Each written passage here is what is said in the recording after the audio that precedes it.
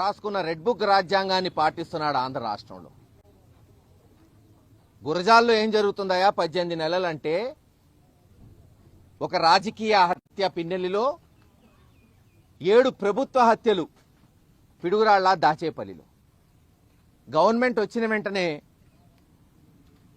గతంలో మేమేమో శుద్ధి చేసిన కృష్ణా నీళ్లు ఇవ్వడానికి 200-300 కోట్లతో నియోజకవర్గంలో ప్రాజెక్టులు తీసుకొచ్చి పిడుగురాళ్లలో నీళ్లు కూడా ఇచ్చాం. కృష్ణా నీళ్లు, శుద్ధి చేసిన కృష్ణా నీళ్లు భారతదేశంలో స్వతంత్రం వచ్చిన తర్వాత మొట్టమొదటిసారి. కానీ తెలుగుదేశం వచ్చి నాకు ఏం చేశారు, ఆ నీళ్ళు ఇవ్వలాక చేతగాక కలుషిత నీళ్ళు ఇస్తే డయేరియాతో, బాబు క్యాన్సరో గుండెపోటో కాదు, నీళ్లు దాగి డయేరియాతో పాపం పిడుగురాళ్లలో 5-6 దాచేపల్లిలో 2 చచ్చిపోయారు. దిక్కులేదు వాళ్ళకి, ఇప్పటివరకు ఎక్స్గ్రేషియా కూడా ఇవ్వలే ఈ చెత్త ప్రభుత్వం.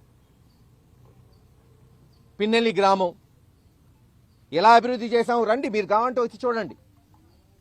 అడుగడుగునా సిమెంట్ రోడ్లు వేసాం, తాగునీటి పథకాలు, ఇళ్లు లేని వాళ్ళకి ఇళ్ల పట్టాలు, రూపురేఖలు మార్చాం. ఏమైంది గెలిచిన రోజు నుంచి 200-300 కుటుంబాలు, గ్రామంలో ఉన్న మైనారిటీలు, బీసీలు, ఎస్సీలు, ఓసీలు, వైఎస్ఆర్సీపీకి ఓటేసిన ప్రతి ఒక్కడు, కార్యకర్త, నాయకుడు ఊరు బయట తరిమేశారు. పోలీసులు అడ్డం పెట్టుకొని ఒక సైడ్ పోలీసులు కొడుతున్నారు, ఇంకో సైడ్ తెలుగుదేశం నాయకులు స్వైర విహారం. పిల్లలు, ఆడవాళ్లు ఈరోజు గుంటూరుకు వచ్చి పాపం సెక్యూరిటీ గార్డులాగా చిన్న చిన్న పనులు రోజు కూలికి పోయి చేసుకుంటున్నారు చాలా కుటుంబాలు, ఎస్సీల్లో, బీసీల్లో, మైనారిటీల్లో. ఎడనుందా 200-300 కుటుంబాలంటే ఈ రోజున సుమారు 800 నుంచి 1000 మంది. గతంలో ఎప్పుడన్నా విన్నామా? పోనీ ఇదే గ్రామంలో చూసామా? దీనికా మీకు అధికారం ఇచ్చింది? దీని కొరకేనా? పాపం 3-4 రోజుల క్రితం ఎస్సీ నాయకుడు అత్యవసర పరిస్థితుల్లో 17-18 నుంచి ఊరు బయట ఉంటుంటే 18 నెలల నుంచి అత్యవసర పరిస్థితులు వచ్చి ఊర్లోకి పోతే, ఇంట్లో ఉంటే ఇంటి మీద దాడి చేసి ఇష్టానుసారం అతన్ని తల మీద కొడితే అక్కడికక్కడే అన్కాన్షియస్ అయిపోయాడు, కోమాలోకి వెళ్ళిపోయాడు.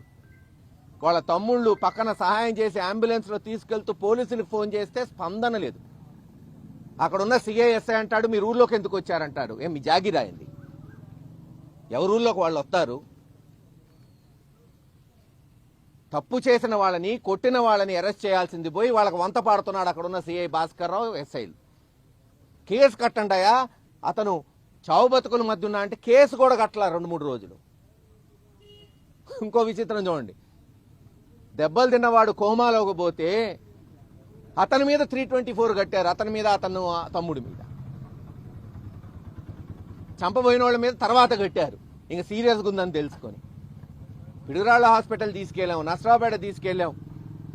చేతులు ఎత్తేస్తే ఇదిగో ఐఏఎస్ ప్రభు దయ వల్ల ఎక్కడన్నా బతుకుతాడేమోలే అని గుంటూరు మెడికల్ కాలేజ్ హాస్పిటల్కి తీసుకొస్తే పాపం 3 రోజులు పోరాటం చేసి తుది శ్వాస విడిచాడు సోదరుడు సాల్మన్ గారు.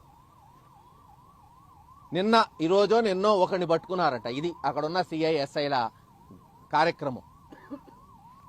ఇంత చావు దెబ్బల మధ్య ఉన్నాడు, కోమాలో ఉన్నాడు అంటే కనీసం బాధ్యత కలిగిన అధికారి 307 కట్టాలా లేదా?